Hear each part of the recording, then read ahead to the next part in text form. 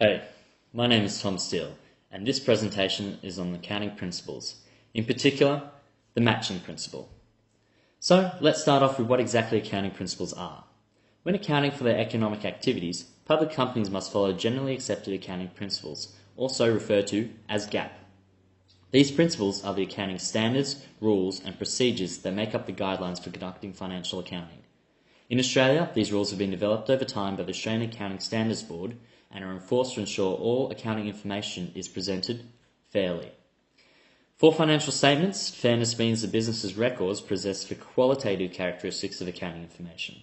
Hence, fairness means all accounting information is reliable, meaning it takes a neutral stance, comparable, meaning it's able to be used to compare to other businesses' records, consistent, meaning it's the same each year for the business, and conservative, meaning information like profits are never overstated. Without this, the information will be pretty useless. So, we can see why regulatory bodies like ASIC take this stuff very seriously. Now, onto the specific types of accounting principles. There are three main accounting principles. The revenue recognition principle, which involves recording revenue when it's earned. The cost principle, which involves recording and maintaining the cost of assets at the historic value. And, of course, the matching principle. For the sake of this talk, we'll only look in more detail at the matching principle. The matching principle can be defined simply as the process of recording expenses in the period in which they are incurred to generate a revenue. The matching principle is one of the most important accounting principles to understand because its influence on the process of financial accounting is so far-reaching.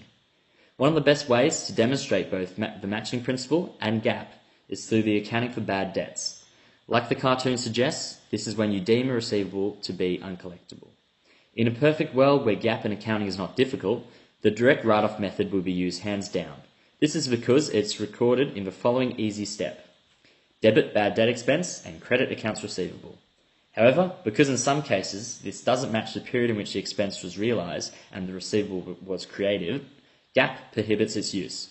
So we've got to make like Tinder and get a match. The way this is applied to receivables is called the allowance method, and like the name suggests, requires the creation of an allowance for bad debt accounts. This is an estimation at the end of each accounting period of the number of receivables that will be uncollectible. This is accounted for by creating the allowance account as such. We debit bad debt expense and we credit an allowance account.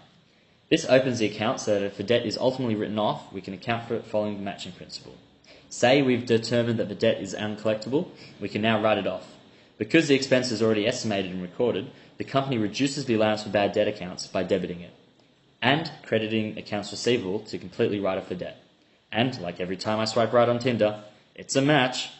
So, to conclude and summarise, because we're able to match a revenue accounts receivable to the same period as the bad debt expense, this method for accounting for receivables follows the generally accepted accounting principles, which is needed to ensure all financial statements are reliable, comparable, consistent, and conservative.